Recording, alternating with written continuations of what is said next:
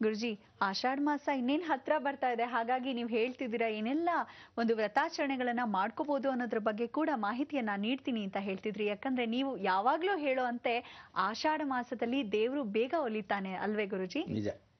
ಆಷಾಢ ಮಾಸದಲ್ಲಿ ಆಷಾಢ ಭೂತಿ ಆಗ್ಬೇಡ ಅಂತ ಹೇಳ್ತೀವಿ ಅಂತ. ಯಾಕೆಂದ್ರೆ ಆಷಾಢ ಭೂತಿ ಅಂದ್ರೆ ಮೆತ್ತಿಗೆ ತಾಯಿ ಮನೇಲಿ ಹೇಳ್ಬಿಟ್ಟು ಹೋಗ್ತಾನಂತೆ.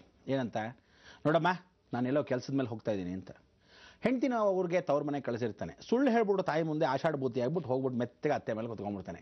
ಫಸ್ಟ್ ಕ್ಲಾಸ್ ಕೆಲಸದ ಮೇಲೆ 3 ದಿವಸ ರಜಾಮ್ಮ, ನಾನು ಬರೋಕ್ಕಾಗಲ್ಲ, ಅಲ್ಲಿ ಆನ್ ಡ್ಯೂಟಿ ಇರ್ತೀನಿ ಅಂತ ಹೇಳೋದು. ಆನ್ ಡ್ಯೂಟಿ, ಇಲ್ಲಿ ಇನ್ ಡ್ಯೂಟಿ. ಭಗವಂತ ಕೃಪಾ ಕಟಾಕ್ಷ ಏನು ಮಾಡ್ತಾನೆ, ಜೀವನದಲ್ಲಿ ಇವನ್ನ ಕೈ ಕಾಲು ಮುರಿದು ಬಿಡ್ತಾನೆ. ಹೇಗೆ ಮುರಿತಾನೆ?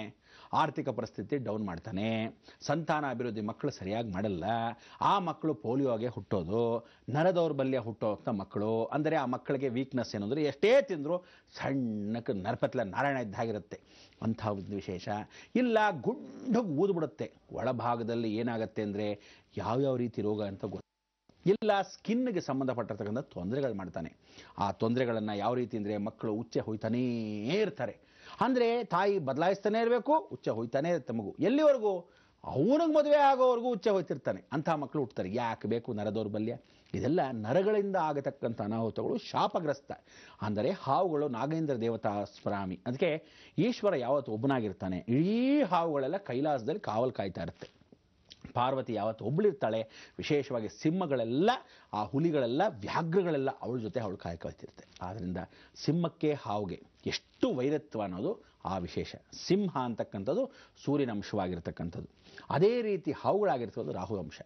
ಸೂರ್ಯ ಮತ್ತು ರಾಹು ಸೇರಿದ್ರೆ ಏನದು? ಸ್ಕಿನ್, ಕಣ್ಣು, ತಲೆ, ಈ ರೀತಿಯಾಗಿ ನರಗಳು ಎಲ್ಲವೂ ಸಂಬಂಧಪಟ್ಟರು. ಹಾಗೆ ಗಂಡ ಹೆಂಡತಿ ಬಾಂಧವ್ಯ ಸೇರಿರುತ್ತೆ. ಹೀಗೆ ಅದಕ್ಕೆ ನಾವೇನು ಮಾಡಬೇಕು? ಈ ಪಾರ್ವತಿ ಪರಮೇಶ್ವರರು ಜಗತ್ತಕ್ಕೆ ಅಂತ ಅಂದರೆ ಜಗತ್ತಕ್ಕೆ ಎಲ್ಲರಿಗೂ ಹೇಳಿರ್ತಕ್ಕಂಥ ನೀತಿ ಪಾಠ ಅವತ್ತಿನ ದಿವಸ ಅವರೇ ಬೇರೆ ಆದಾಗ, ನೀವುಗಳು ಬೇರೆ ಆದಾಗ ಉತ್ತಮ. ಏಕೆಂದರೆ ಜಗದಪ್ಪಿತಮ್ಮಂದೇ ಪಾರ್ವತಿ ಪರಮೇಶ್ವರಂ ಅಂತ ಹೇಳ್ತೀವಿ. ಜಗತ್ತಲ್ಲಿ ತಂದೆ ತಾಯಿಂದರು ಏನು ಹೇಳ್ತಾರೆ, ಏನು ಪಾಲನೆ ಮಾಡ್ತಾರೆ, ಏನು ಪೋಷಣೆ ಮಾಡ್ತಾರೆ, ಅವ್ರು ಏನು ಕೊಡ್ತಾರೆ ಅದನ್ನೇ ಸ್ವೀಕರಿಸಬೇಕು. ಜಗತ್ತಿಗೆ ಅವರು ಕೊಟ್ಟಿರೋದು ಹೀಗೆ. ನಾವು ಹೀಗಿದ್ದಾಗ ನೀವು ಹಾಗೆ ಇರಬೇಕು. ಇಲ್ಲದಿದ್ದರೆ ರೂಲ್ಸ್ ಆ್ಯಂಡ್ ರೆಗ್ಯುಲೇಷನ್ಸು ಮುರಿದ್ರೆ ಕೆಟ್ರಿ. ಯಾಕೆಂದರೆ ನಿಮ್ಗೆ ಆಗ್ತಕ್ಕಂಥ ಅನಾಹುತಗಳು ಆ ಸಮಯಕ್ಕೆ 300 ಮುಕ್ಕೋಟಿ ದೇವತೆಗಳು ಬಂದ ಸಮಯದಲ್ಲಿ ನಿಮ್ಮ ಬೇಳೆಯನ್ನು ಬೇಯಿಸ್ಕೋಬೋದು. ಏನು ಬೇಳೆ ಬೇಯಿಸ್ಕೊಳ್ಳೋದು? ಮಾಸ ಶಿವರಾತ್ರಿನೂ ಅದೇ. ತಿಂಗಳಿಗೂ ಬರ್ತಕ್ಕಂಥ ವಿಧಿವಿಧಾನಗಳಲ್ಲಿ ನಾವುಗಳು ಪ್ರತಿ ತಿಂಗಳಿಗೆ ಬರ್ತಕ್ಕಂಥ ಈ ಒಂದು ವಿಧಿ ನಿಯಮನಲ್ಲಿ ಮಾಸ ಶಿವರಾತ್ರಿ ಉಪಯುಕ್ತವಾಗುತ್ತೆ. ಏನು ಈ ಮಾಸ ಶಿವರಾತ್ರಿ? ಶಿವನೊಬ್ಬನೇ ಇದ್ದಾಗ ಕೈಲಾಸದಲ್ಲಿ ಹೆಣ್ಣು ಮಕ್ಕಳೆಲ್ಲ ವ್ರತಾಚರಣೆ ಮಾಡ್ಕೊತಾರೆ. 14 ಸೋಮವಾರ ವ್ರತವನ್ನು ಆ ಸಮಯದಲ್ಲಿ ಪ್ರಾರಂಭಿಸ್ಬಿಡ್ತಾರೆ. 14 ಸೋಮವಾರಪ್ಪ ನಾನು ಪ್ರಾರಂಭಿಸ್ಬಿಡ್ತೀನಿ ಅಂತ ಈ ಆಷಾಢ ಮಾಸದಲ್ಲಿ ಪ್ರಾರಂಭಿಸ್ಬಿಟ್ಟು ವ್ರತ ಇಟ್ಕೊತಾ ಹೋಗ್ತಾರೆ. ಶ್ರಾವಣ ಮಾಸದಲ್ಲೂ ಸಂಗಮ ಆಗೋದಿಲ್ಲ. ನವರಾತ್ರಿ ಸಮಯಕ್ಕೆ ಆಹಾ, ಅವಾಗೇನಾಗುತ್ತೆ, ಚಳಿಗಾಲದಲ್ಲಿ ಅವರಿಬ್ಬರು ಸೇರಿದಾಗ ಒಳ್ಳೆ ಸಂತಾನ ಅಭಿವೃದ್ಧಿ ಆಗುತ್ತೆ. ಕಾರ್ತಿಕ ಮಾಸ ಬೆಳಕು, ಅದಾದ ಮೇಲೆ ಉತ್ತರಾಯಣ ಪುಣ್ಯಕಾಲ, ದಕ್ಷಿಣಾಯನದ ಪರಿವರ್ತನೆ. ಅದೇ ನೀವು ಬಿಸಿಲು ಕಾಲದಲ್ಲಾದರೆ ಮಕ್ಕಳೆಲ್ಲ ಕಪ್ಪು, ಸರಿಯಾಗಿ ಹುಟ್ಟಲ್ಲ. ಬಿಸಿಲು ಕಾಲದಲ್ಲಿ ಸಂಗಮ ಯಾಕೆ ಬೇಕು? ಅದಕ್ಕೆ ಆಷಾಢ ಮಾಸ ಯಾಕಿಟ್ರು ಅಂದರೆ ಚಳಿಗಾಲ, ಮಳೆಗಾಲ, ಒಳ್ಳೆ ಬ್ಲಾಸಮ್, ಅವರಿಬ್ಬರ ಜೀವನ ಹೇಗಿರುತ್ತೆ, ಒಳ್ಳೆ ಮಕ್ಕಳು ಹಾಗೆ ಅಭಿವೃದ್ಧಿ. ಅದಕ್ಕೆ ಮಾಸ ಶಿವರಾತ್ರಿ ಏನು ಅಂದರೆ ಪ್ರತಿ ತಿಂಗಳಿಗೂ ಬರೋರ್ತಕ್ಕಂಥ ಶಿವರಾತ್ರಿಯಲ್ಲಿ ಒಂದೊಂದು ತೀರ್ಥ ಕ್ಷೇತ್ರದಲ್ಲಿ ಒಂದೊಂದು ಈಶ್ವರ ಜ್ಯೋತಿರ್ಲಿಂಗೇಶ್ವರ. ಆ ಒಂದು ಜ್ಯೋತಿರ್ಲಿಂಗದಲ್ಲಿ ಮಧ್ಯೇನ ಸ್ಥಿರ. ಇಂಥ ಒಂದು ಮಧ್ಯಸ್ಥಾನಕ್ಕೆ ನೀವು ಹೋಗಬೇಕು. ಹೇಗೆ ಹೋಗಬೇಕು? ನೀವು ನೋಡಿದ್ರೆ ಆನಂದ ಮಾಡ್ತೀರಾ. ಈ ಒಂದು ಶ್ಲೋಕನ ನಾನು ಶಿವರಾತ್ರಿ ದಿವಸ ಹಾಕಿದಾಗ ನೀವುಗಳು ಪೆದ್ದುಗಳು ಭಾಳ ಜನ ನೋಡಿದ್ದೀರಾ, ಭಾಳ ಜನ ಶಿವರಾತ್ರಿ ಆಚರಿಸಿದ್ರೆ, ಭಾಳ ಜನ ನೋಡೋಕ್ಕಾಗಿಲ್ಲ.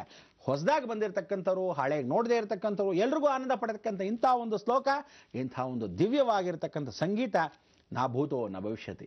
ಕೂತ್ರೆ ಆನಂದವಾಗಿ ತಲ್ಲೀನರಾಗ್ಬಿಡ್ತೀರ. ಆಗಕ್ಕಿಷ್ಟ ಆದರೆ ಬನ್ನಿ ಆ ಶಿವನ ಧ್ಯಾನದಲ್ಲಿ ತಲ್ಲೀನರಾಗೋಣ. ಜಗಮಾಯ ಮೇ ಚಂದ. ನೋಡಿ ಎಂಥ ಒಂದು ಜಗತ್ ಮಾಯೆ.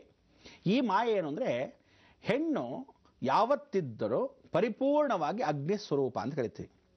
ಈ ಅಗ್ನಿ ಸ್ವರೂಪದಲ್ಲಿ ಅವಳಿಗೆ ಅಗ್ನಿ ಇನ್ನಷ್ಟು ದಹನವಾಗತ್ತೆ. ಯಾವಾಗ? ಮದುವೆ ಆದ ಸಮಯದಲ್ಲಿ. ಅದಕ್ಕೆ ಜಗಜ್ಯೋತಿಯಾಗಿರ್ತಕ್ಕಂಥ ಆ ಅಗ್ನಿಯನ್ನು 3 ತ್ರಿಯಗ್ನಿಗೆ ಹೋಲಿಸ್ತಾರೆ. ಮನೆ ಒಲೆ ಉರಿ, ಮನೆ ಗೃಹಿಣಿ, ಸೂರ್ಯನ ಒಲೆ ಉರಿ. ಆ ಸೂರ್ಯನ ಕಿರಣಗಳು ಮನೆ ಮೇಲೆ ಬಿದ್ದಾಗ ಮನೆ ಒಲೆ ಉರಿ ಪ್ರಜ್ವಲಿಸುತ್ತೆ. ಮನೆಯಲ್ಲಿ ಗೃಹಿಣಿ ಅಡುಗೆ ಮಾಡ್ತಾ ಇದ್ದಾಗ ಅವಳು ಪ್ರಜ್ವಲಿಸ್ತಾಳೆ. ತ್ರಿಯಗ್ನಿ ಸಂಭೂತಾಂ ಸರ್ವದೋಷ ಪ್ರಾಯಶ್ಚಿತ್ತ. ಈ ಸಮಯಕ್ಕೆ ಅಗ್ನಿ ಹತ್ರ ವಿಶೇಷವಾಗಿ ಹೇ ಹೆಣ್ಮಕ್ಳು ಆಟ ಆಡಬೇಡಿ, ವಿಷ ಜಂತು ಇದ್ದ ಹಾಗೆ ಬೆಂಕಿ ಹತ್ರ ಆಟ ಆಡಬೇಡಿ ಅನ್ನಲ್ವಾ? ಆಗ ಅಗ್ನಿಜ್ವಾಲ ಎಷ್ಟು ಉರಿಯುತ್ತೋ ಆ ಸಮಯಕ್ಕೆ ಜ್ವಾಲಾಮುಖಿಯಾಗಿ ಪ್ರಜ್ವಲಿಸ್ತಕ್ಕಂಥ ವಿಶೇಷ ಯಾವ ಕಾಲಕ್ಕೂ ಯಾರೂ ಸಂಗಮ ಆಗೋ ಹಾಗಿಲ್ಲ. ಇಂಥ ಒಂದು ಜೀವನದಲ್ಲಿ ಆಷಾಢ ಮಾಸದಲ್ಲಿ ಅವಳು ಎಷ್ಟು ವ್ರತ ಮಾಡ್ತಾಳೋ ಮನೆಗೆ ಜೀವನ ಪೂರ್ತಿ ಅವಳು ಕೇಳ್ಕೊಳ್ಳೋದು ಹೆಣ್ಣು ಮಕ್ಕಳು ದೀರ್ಘ ಸುಮಂಗಲಿ ಭವ ಅಂತಾಳೆ. ಆ ದೀರ್ಘ ಸುಮಂಗಳಿಗೆ ವಿಚಾರ ಏನು ಎತ್ತ ಅಂತ ತಿಳ್ಕೊಳ್ಳೋಕ್ಕೆ ನಿಮ್ಗೆ ಆಸಕ್ತಿ ಆಗಿದೆಯಲ್ಲ, ಶಿವನ್ ನೋಡಿದ್ದೀವಿ. ವಿರಾಮ ತಗೊಳ್ಳಿ, ಆ ಆಸಕ್ತಿ ಏನು ಅನ್ನೋದು ತಿಳಿಸ್ಕೊಡ್ತೀನಿ. ಗುರುಜಿ, ನಿಜವಾಗ್ಲೂ ನೀವು ಬಹಳಷ್ಟು ಸೊಗಸಾದ ಒಂದು ದೃಶ್ಯಾವಳಿಯನ್ನೇ ಹಾಕಿದ್ರಿ ಅಂತ ಹೇಳಿದ್ರಿ. ಶಿವರಾತ್ರಿಯಲ್ಲಿ ಪ್ರಸಾರ ಮಾಡಿದ್ವಿ, ಬಹಳಷ್ಟು ಜನ ನೋಡಿಲ್ಲ, ಹಾಗಾಗಿ ಮತ್ತೊಮ್ಮೆ ಪ್ರಸಾರ ಮಾಡ್ತಾ ಇದೀವಿ ಅಂತ. ಬಹಳಾನೇ ಸಂತೋಷ ಆಯ್ತು ಗುರುಜಿ.